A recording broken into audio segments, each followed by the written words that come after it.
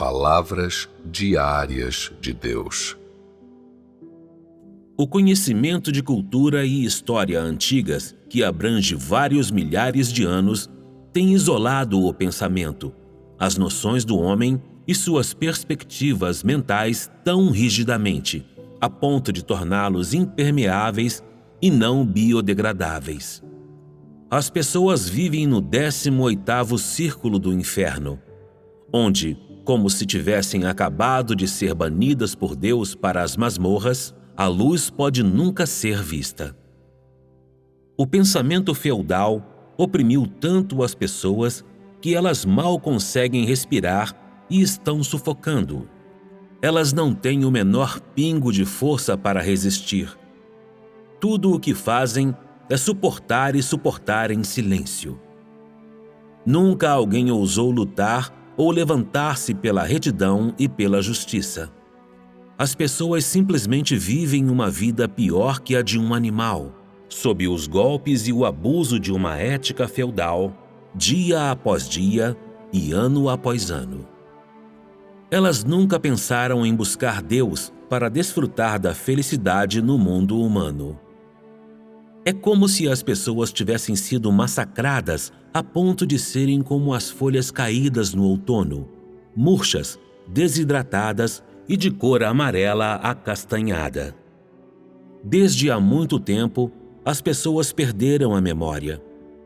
Elas vivem imponentes no inferno que é chamado de mundo humano, esperando a chegada do último dia para que eles possam perecer junto com esse inferno, como se o último dia pelo qual anseiam fosse aquele em que o homem desfrutará da paz repousante.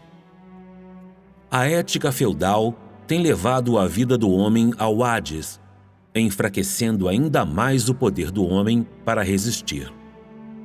Todo tipo de opressão força o homem, passo a passo, a cair mais fundo no Hades, cada vez mais longe de Deus, até que hoje ele tenha se tornado um completo estranho para Deus e se apresse em evitá-lo quando se encontram. O homem não presta atenção em Deus e o deixa ficar sozinho, de lado, como se o homem jamais o tivesse conhecido, nunca o tivesse conhecido antes. No entanto, Deus tem esperado pelo homem durante toda a longa jornada da vida humana, jamais lançando sua fúria irreprimível contra ele, meramente esperando quieto, sem uma palavra, que o homem se arrependa e tenha um novo começo. Há muito tempo, Deus veio ao mundo humano para compartilhar os sofrimentos do mundo humano com o homem. Durante todos os anos em que ele tem vivido com o homem, ninguém descobriu sua existência. Deus apenas aguenta em silêncio a miséria da deterioração no mundo humano enquanto realiza a obra que ele trouxe pessoalmente. Ele continua a aguentar por amor à vontade de Deus Pai e pelo bem das necessidades da humanidade, suportando sofrimentos nunca antes experimentados pelo homem. Na presença do homem, Deus o tem esperado silenciosamente, e na presença do homem, ele tem se humilhado, em nome da vontade do Deus Pai e também em prol das necessidades da humanidade. O conhecimento da cultura antiga subrepticiamente roubou o homem da presença de Deus e o entregou para o rei dos diabos e sua progenitura. Os 4 livros e os 5 clássicos levaram o pensamento e as noções do homem para uma outra era de rebeldia, fazendo com que ele adulasse ainda mais do que antes aqueles que compilaram o livro clássico de documentos e, como resultado, exacerbasse ainda mais suas noções sobre Deus. Sem o conhecimento do homem, o rei dos diabos, sem piedade, expulsou Deus do coração do homem e então o ocupou ele mesmo com exultação triunfante. Desde aquele tempo, o homem ficou possuído por uma alma feia e perversa e pelo semblante do rei dos diabos. Um ódio por Deus preencheu o seu peito, e a maldade vingativa do rei dos diabos se espalhou pela humanidade dia após dia, até que ele fosse totalmente consumido. O homem já não tinha mais a mínima liberdade e não tinha como se libertar das amarras do rei dos diabos. Ele não teve escolha senão ser preso no mesmo momento, se render e se prostrar em submissão em sua presença. Muito tempo atrás, quando o coração e a alma do homem ainda estavam em sua infância, o rei dos diabos plantou nele a semente do tumor do ateísmo, ensinando-lhe tais falácias como: estude ciência e tecnologia, realize as 4 modernizações, e não existe uma coisa como Deus neste mundo. Não só isso, ele também brada em toda a oportunidade: vamos confiar em nosso labor diligente para construir uma bela terra natal, pedindo a todas as pessoas que estejam preparadas desde a infância para prestar serviço fiel ao seu país. Inconscientemente, o homem foi levado para sua presença, onde ele, sem hesitar, arrogou-se todo o crédito, quer dizer, o crédito pertencente a Deus por manter toda a humanidade em suas mãos. Ele jamais teve qualquer sentimento de vergonha.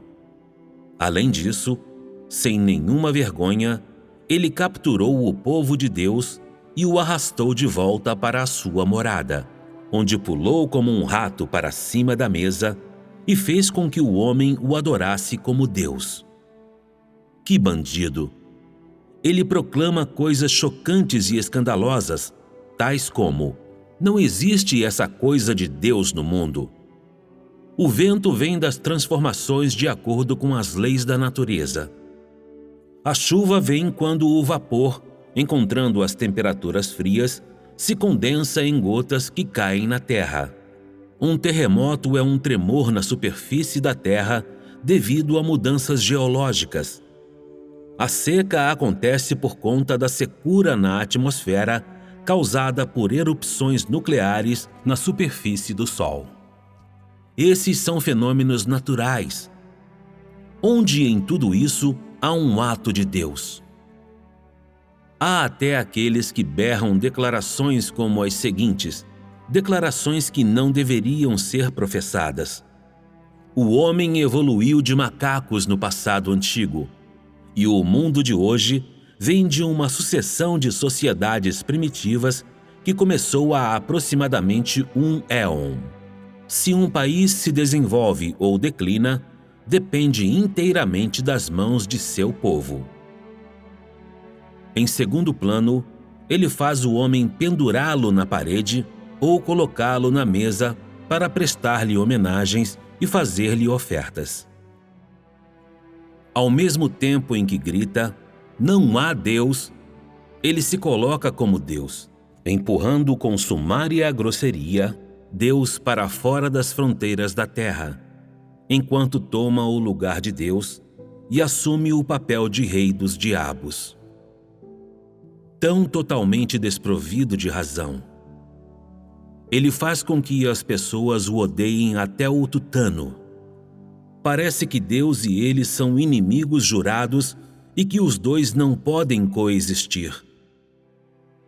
Ele faz planos para expulsar Deus, enquanto ele perambula livre, fora do alcance da lei.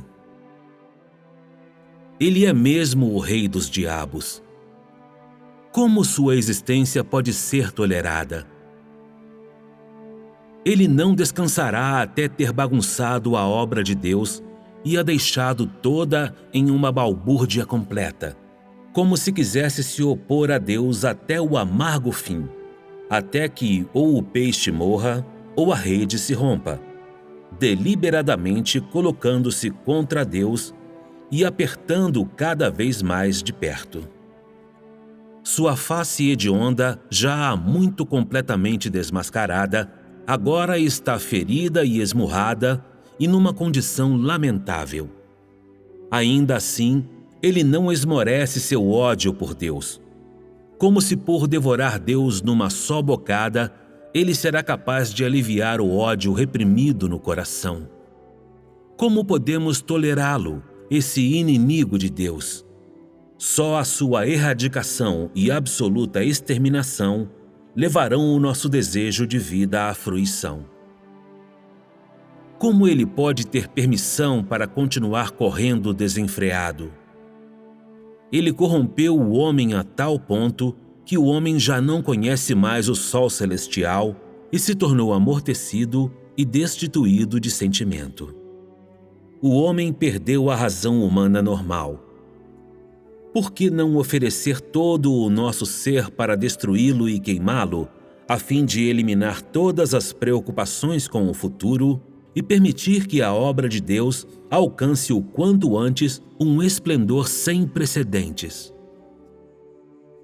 Essa gangue de salafrários veio para o mundo dos homens e o reduziu à turbulência. Eles levaram toda a humanidade à beira do precipício, planejando em segredo empurrá-la para que se despedaçassem de modo que eles possam, então, devorar seus cadáveres. Eles esperam em vão romper o plano de Deus e entrar numa disputa com ele, apostando tudo num único rolar dos dados. Mas isso não é fácil mesmo. A cruz foi preparada, afinal, para o rei dos diabos, que é culpado dos crimes mais hediondos. Deus não pertence à cruz. Ele já a jogou de lado para o diabo. Há muito tempo agora que Deus se ergueu vitorioso e já não sente pesar pelos pecados da humanidade, mas trará a salvação para toda a humanidade.